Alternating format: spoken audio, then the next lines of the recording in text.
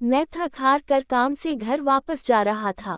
Car में शीशे बंद होते हुए भी जाने कहां से ठंडी ठंडी हवा अंदर आ रही थी। मैं उस सुराग को ढूंढने की कोशिश करने लगा, पर नाकामयाब रहा। कड़ाके की ठंड में आधे घंटे की ड्राइव के बाद मैं घर पहुंचा। रात के 12 बज चुके थे।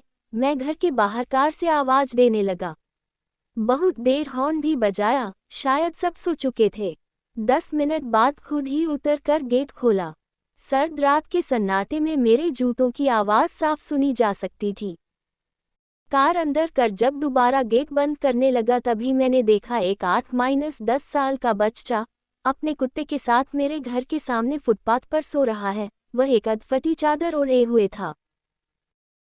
उसको देखकर मैंने उसकी ठंड महसूस करने की कोशिश की तो एकदम सकपका गया। मैंने मोंटी कार्लो की महंगी जैकेट पहनी हुई थी, फिर भी मैं ठंड को कोस रहा था। और बेचारा वो बच्चा, मैं उसके बारे में सोच ही रहा था कि इतने में वो कुत्ता बच्चे की चादर छोड़ मेरी कार के नीचे आकर सो गया। मेरी कार का इंजन गर्म था, शायद उसकी गर्माहट कुत्ते को सुकून दे रही थी। फिर मैंने कुत्ते की भागने की बजाय उसे वहीं सोने दिया और बिना अधिक आहट के पीछे का ताला खोल घर में घुस गया। सबके सब सो रहे थे। मैं चुपचाप अपने कमरे में चला गया। जैसे ही मैंने सोने के लिए रजाई उठाए, उस लड़के का ख्याल मन आया। सोचा मैं कितना स्वार्थी हूँ।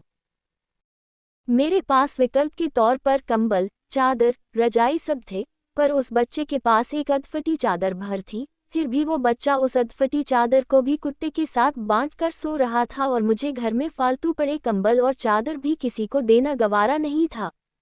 यही सोचते सोचते ना जाने कब मेरी आंख लग गई। अगले दिन सुबह उठा तो देखा घर के बाहर भीड़ लगी हुई थी। बाहर निकला तो किसी को बोलते सुना, अरे वो चाय बेचने वाला सोनू कल रात ठंड से मर गया। मेरी पलकें कांपी और एक आंसू की बूंद मेरी आंख से छलक गई।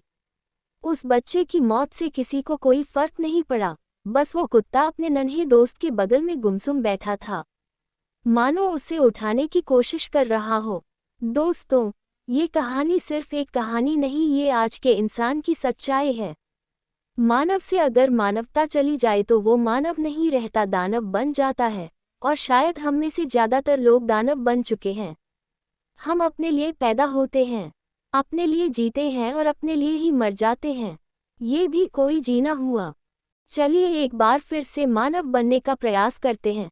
चलिए अपने घरों में बेकार पड़े कपड़े ज़रूरतमंदों के देते हैं। चलिए कुछ गरीबों को खाना खिलाते हैं। चलिए किसी गरीब बच्चे को पढ़ाने का संकल्प लेते हैं। चलिए एक बार फिर से मानव बनते हैं।